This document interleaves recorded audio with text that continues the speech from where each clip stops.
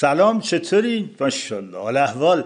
اینجا کانال یوتیوب نیوگپه. اینجا اخبار رو قبل از تکذیب شدن بررسی میکنیم. لایک و سابسکرایب اینا نمیخواد. بریم تا تکذیب نشده ببینیم چه خبره.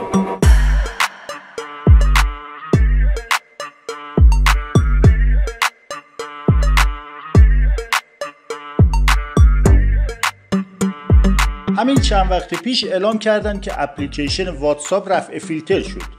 بعد همه ایرانی ها فیلتر شکنا رو خاموش کردن، جلی پریدن واتساپ رو باز کردن، دیدن که راست میگن مسکه واقعا شده. بعد باز روشن کردن فیلتر شکن رو به زندگیشون برسن.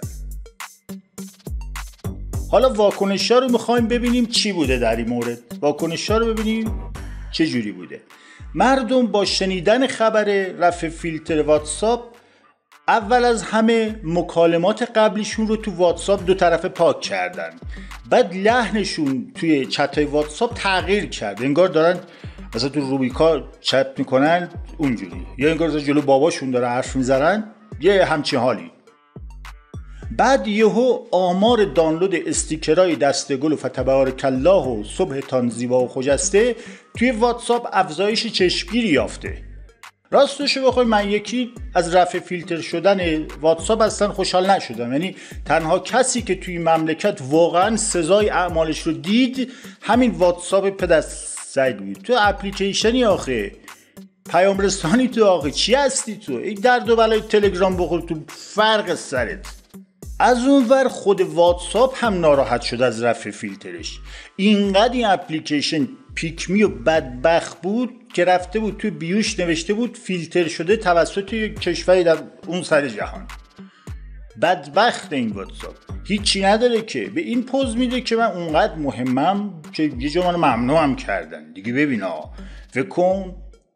در کنار واتساپ گوگل پلی هم رفع فیلتر شد. اپلیکیشن گوگل پلی خب میدونید دیگه، اپلیکیشنی برای دانلود اپلیکیشن هاست، برای دانلود اپلیکیشن ها. اون روزی که فیلترش کردم قشنگ یادمه، گوگل پلی بی زبون رفت تو اتاق 3 شب و 3 روز به کارهای بدش فکر میکرد. زل زده بود به دیوار که واقعا چرا من؟ اصلا چه کار بدی میتونه از من سر بزنه؟ کجای راه اشتباه رفتم من؟ چرا هرچی فکر میکنم متوجهش نمیشم؟ من که فقط یه اپلیکیشن روم بود، یعنی یه سری اپلیکیشن ها توم بود، چرا من؟ فکر کنم اونا که گوگل پلی رو فیلتر کردن ایده ای نداشتن. اگه ازشون میپرسیدی آخه چرا گوگل پلی میگفتن خواهشاً فارسی صحبت کنید. فقط آخه چرا شد فهمیدیم. آخه چرا چی بود؟ اصلا این فیلترینگ پدیده عجیبیه. گمونم یه شغل درست شده بود یه روزی که بشینن فیلتر کنن. بعد اینا حلال خور بودن، نمیتونستن همجور پشت میزشون بشینن هیچ کاری نکنن، هر روز یه چیزی رو فیلتر میکردن، هر روز یه چیزی رو، که آخر ما اگه اومدن بازدید گفتن بیلان کاریتون کو، یه 2 تا نموداری چیزی داشته باشن ارائه بکنن. این از حلال خوریشون بود. پا کار وایساده بودم. مثلا یه روز یکی بی اومده میگفته میدونستید یه سوراخی به اسم لینکدین، یه عده ریختن اونجا. اون یکیشون میگفت که بابا اونجا که شواف همش خبری نیست، آدما چیزایی که نیستن رو اونجا به نمایش میذارن. ولی همین که الان خودم گفتم همین کافی نیستنی. مثلا چه معنی داره شواف؟ چه داداش فیلترش کن بره. قطعش کن. کلن لینکدین محل ابراز سوپر ایگو آدم هست. تو اینستاگرام ایگو آدم ها حکم فرمانی میکنه. توی توییتر نهاد آدم ها افتاده کف تایملاین. شوخی سنگینی بود، قبول دارم شوخی سنگی بود. یه رفت و برگشت رسانه‌ای داشته باشیم باز میگردیم.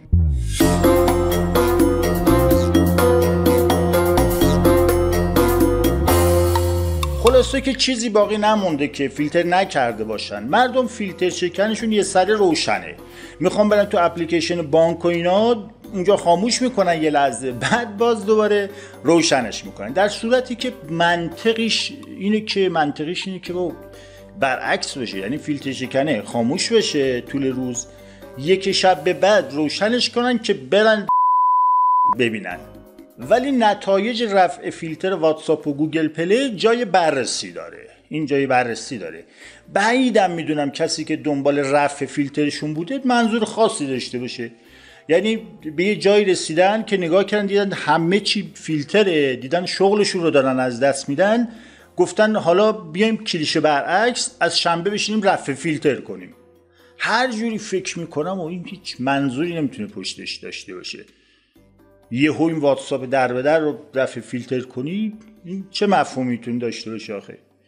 چون افکار عمومی تو شرایط حساس کنونی اینطوریه که یه چی رو فیلتر کنن میگن لابد خبریه دلار میره بالا، همونو رفع فیلترش کنن مردم میگن ببین دیگه چه خبره که خودشون رفتن رفع فیلترش کردن بورس میریزه، بلایای طبیعی بیاد مسکن رشد میکنه، اجاره بها سر به فلک میکشه، هوا ابری بشه دلگیر بشه، مردم دلشون میگیره یاد اکساشون میفتن، لجشون میگیره، سکه بهار آزادی 30% افزایش پیدا میکنه.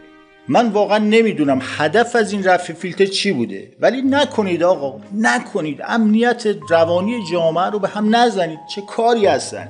یعنی اگه خودتون کل گذاشتین تو خداتون که من میتونم رفع فیلترش کنم فلانی رو فلان چیزک رو، حالا ببین میتونم یا نه، اون اوکیه، اون اوکی. اگه به مخاطب خاص خودتون میخوان چیزی ثابت کنین یا راحت‌تر چت کنید تو خودتون و اینا، اونم اوکی، اونم رو چشمون.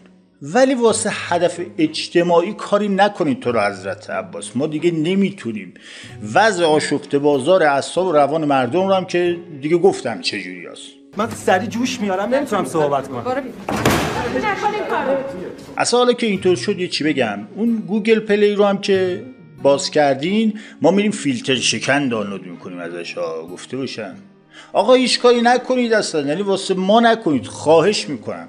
این روزا وضعیت افکار عمومی به عجیب ترین حالت خودش رسیده.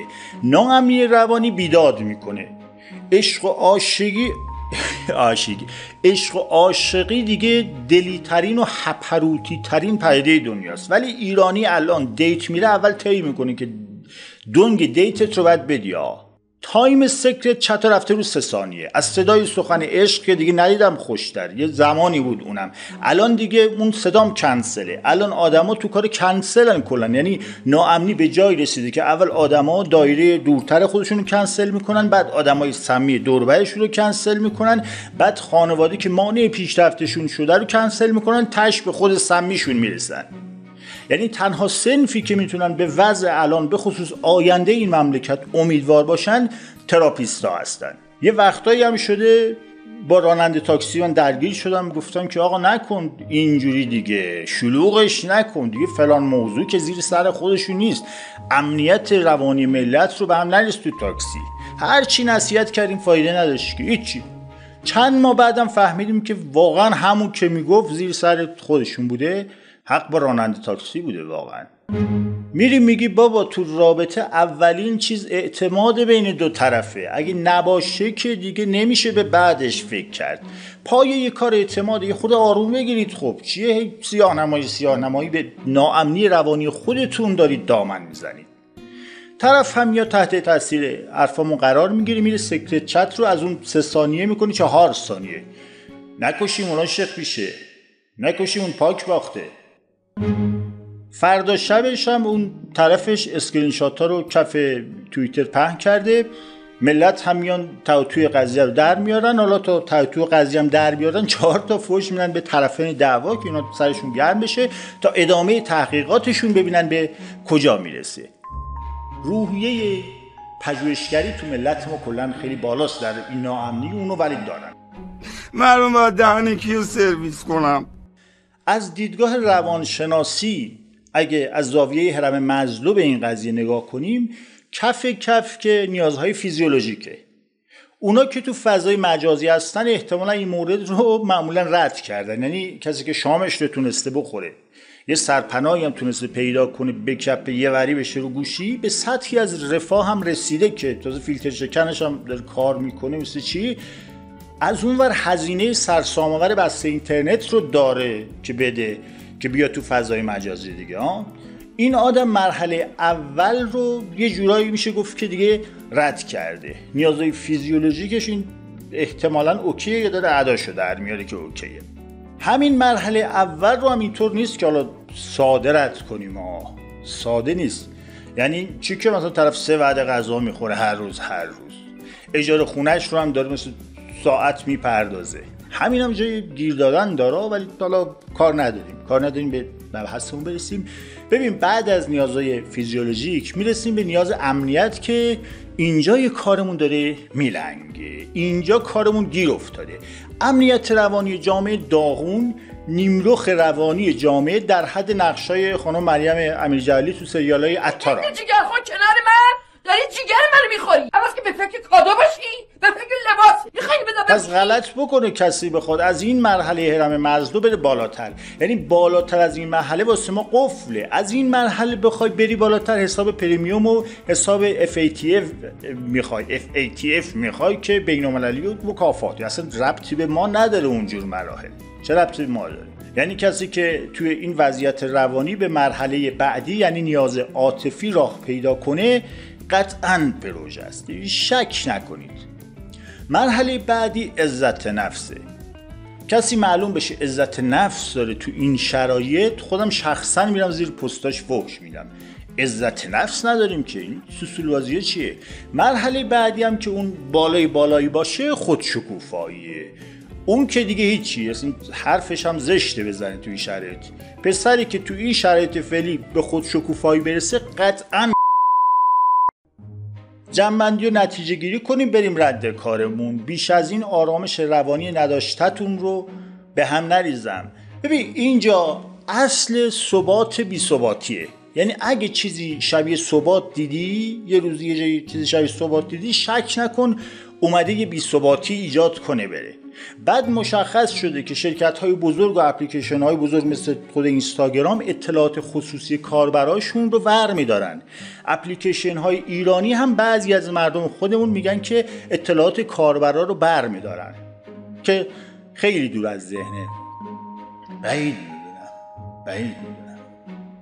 نه امکان نداره.